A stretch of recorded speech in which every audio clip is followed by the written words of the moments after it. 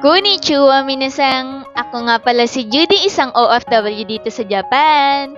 At dahil araw nga ng linggo ngayon, meron akong time mag-vlog para sabihin sa inyo yung alam kong legit agency na pwede nyong applyan dyan sa Pilipinas, papuntang Japan. Marami nga rin pala nagtatanong sa akin kung ano daw ba yung agency na nakapagpaalis sa akin dyan sa Pilipinas, papunta dito sa Japan. Meron nga rin pala akong listahan dito ng mga legit agency. At ipa-flash ko na nga lang din pala sa screen yung FB page nila para alam nyo kung ano yung hiring nila, kung online or pwedeng mag-walk-in sa agency na yon. Ang agency ko nga pala guys ay ang Mission Way Manpower Services, located to sa may San Marcelino Street, Malate, Manila. Next, YY Human Resources Corporation Agency, located din to sa may Paco, Manila. Next, Uno Overseas Placement Agency, located lang din to sa may San Paloc, Manila. Next ay ang Mother's Way Overseas Manpower, located naman to sa Ganban Street, Pasay City.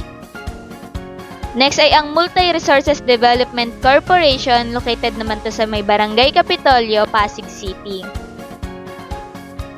Ito nga palang binanggit kong agency ay nasa Manila lang din. Kaya kung nasa Manila na kayo, puntahan nyo lang tong mga agency na binanggit ko para naman hindi masayang yung araw nyo. Mas maraming agency, mas maraming opportunity na makakapunta kayo dito sa may Japan.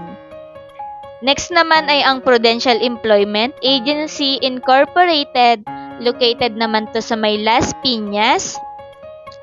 RHB Placement Agency, located naman to sa may Quirino, Pulang Lupa, Uno, Las Piñas.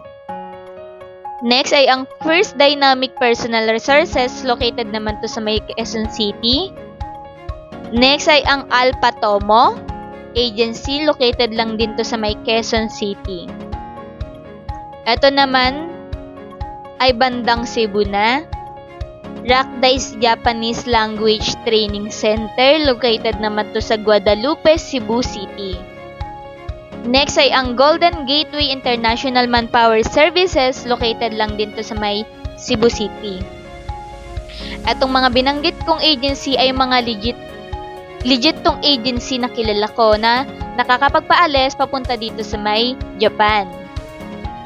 So guys, kapag mag-a-apply nga pala kayo, be smart dahil maraming nagkakalat na fake agencies at mga scammer dyan sa Pinas.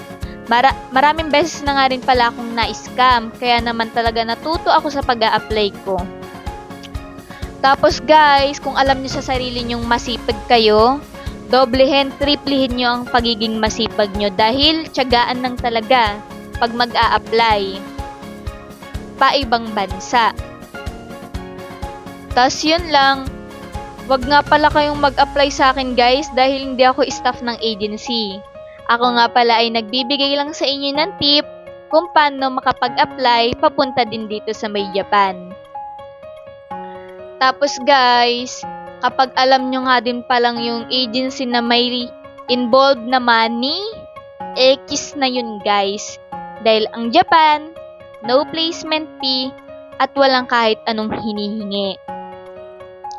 So, yun lang. Be smart.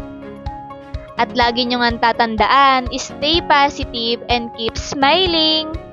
So, yun lang guys. Thanks for watching. See you in my next mini vlog. Bye! Bye guys! Kung may tanong nga kayo guys, ay mag-comment lang kayo. Sasagutin ko yan sa abot ng aking makakaya.